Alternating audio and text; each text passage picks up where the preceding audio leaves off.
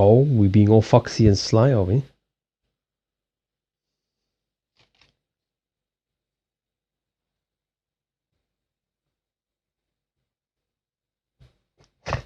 It's so small.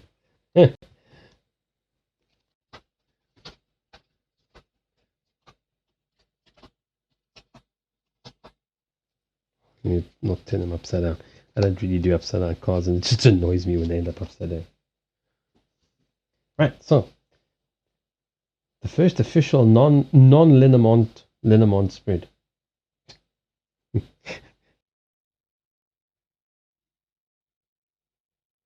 Right, now these can go somewhere.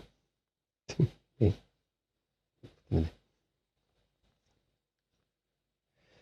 Right. Recent past is kind of in a way, which it does follow actually as a pattern, and then there's a little bit of a warning about this. Kind of leaving the comfort zone of home. That's the home, but here it's representing an exiting of that comfort zone, looking towards the sun, looking towards opportunities, and kind of in a way also stepping into your own power. That would represent you.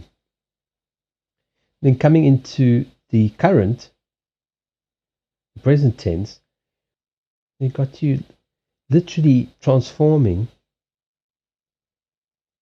shedding your skin, transforming into that person that you wanted to become. You're starting to transform into that, putting your cleverness into practice. But we've still got the Lord King aspiration going on here. That's the fortress. That's the hill. That's the manor. That's the runes. Remember the discussion we had last night? Well, I don't know because I didn't ask it that. The nine card spread is kind of actually a general spread, touching on different kind of aspects of your life, but not anything in specific. Unless we take it to, I think you'll understand the near future, as with regard to that question. Because at the moment we've got the path of you trying to build your authority. So representing you in the middle is the fox, which is sly, but is also clever, and it's also an entrepreneurial type of card.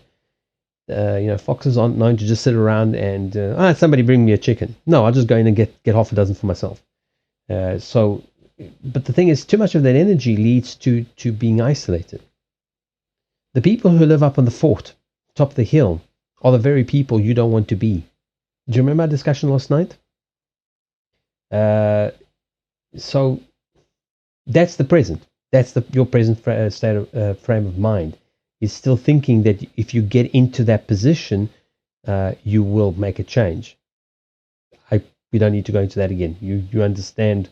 You understand. You don't have to agree with me, but you understood what I said to you last night. So there's no point in harping on about that.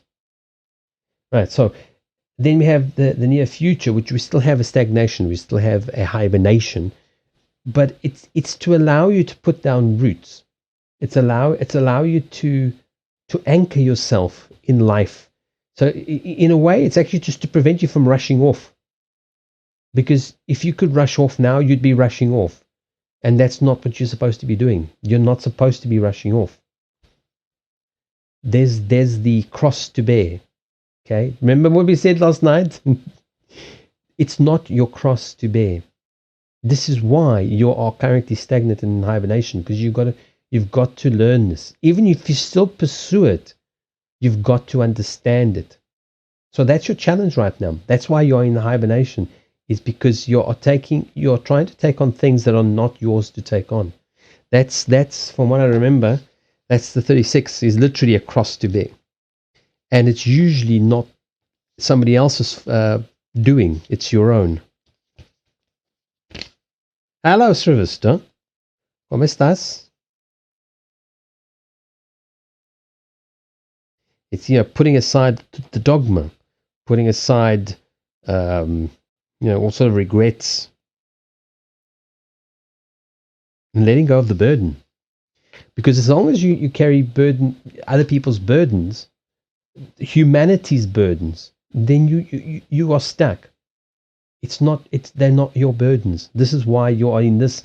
You see, currently you're rushing into the seat of power, only to be told, wait, stop, hibernate, think, let go of the burdens. Springtime. There's your reward. There's the final card.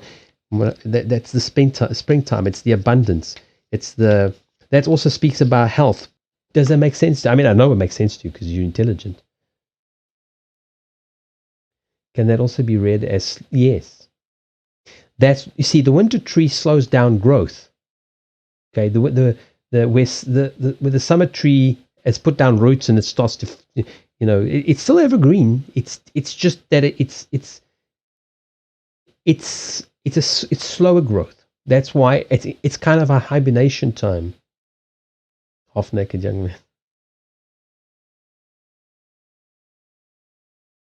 Yeah, but it's mostly because you're trying to take on the burdens that are not yours to take on. And that's why, in a sense, that's literally the cross to bear. That's literally, I call it the cross to bear card. Yes, but it's not your cross to bear. That is part of the reason why you found yourself where you are. It's stopping you from getting to this. It's interesting, in a way, your desire really is to go into that kind of hibernation and actually get over it and actually shed your skin and move forward out of the comfort zone into a new, into a new era. But now the reality is you're still taking on the burden that's not yours, the cross to bear. It's not your cross to bear. So in reality, even though you think you're doing this is what your desire is, you're actually doing this. You're taking on things that are not your cross to bear. The subconscious wants to move into this period of peace and abundance and springtime. The hidden is that you're coming from a sunny disposition into this, what we discussed last night. Okay, taking on again, going right back to the cross to bear, taking on stuff that is not yours to carry. Okay, not because of any selfish reason. It just isn't, and that leads to your transformation. But first, you have to get past this. Okay, that's the cycle of the hidden thing. In terms of the four corners, we got coming out of the comfort zone, stepping into your own power. We got the abundance, peace.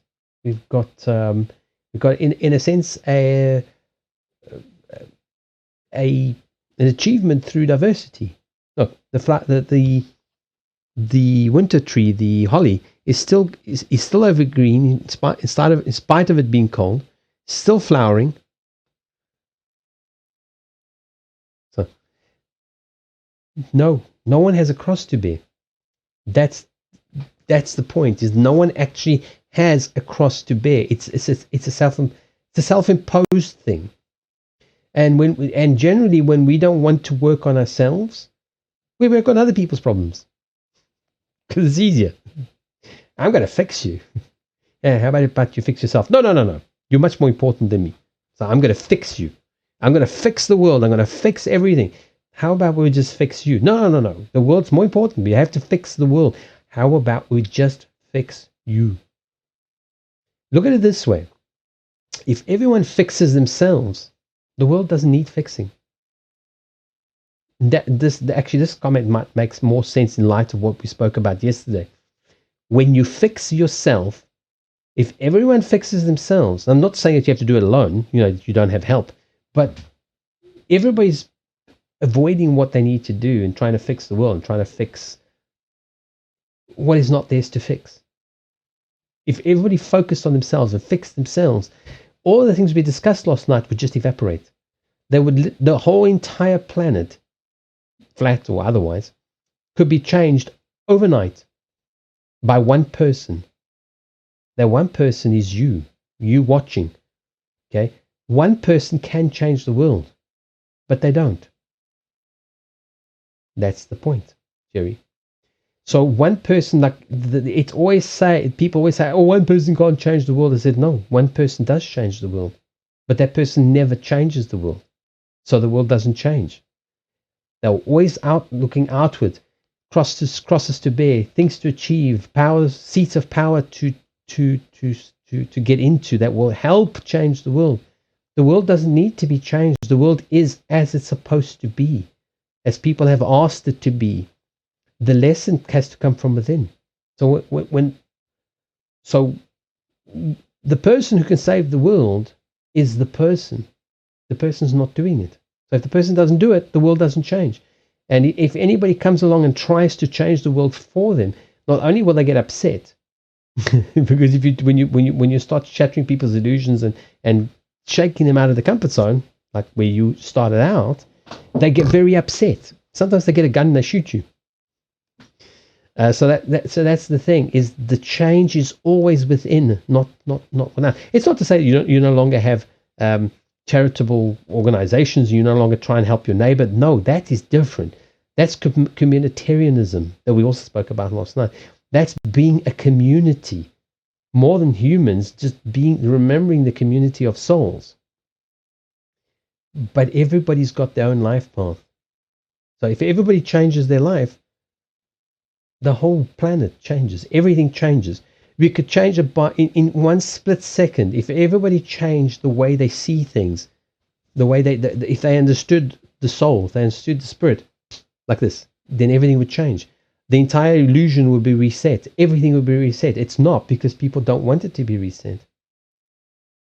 Does that make sense, Hank?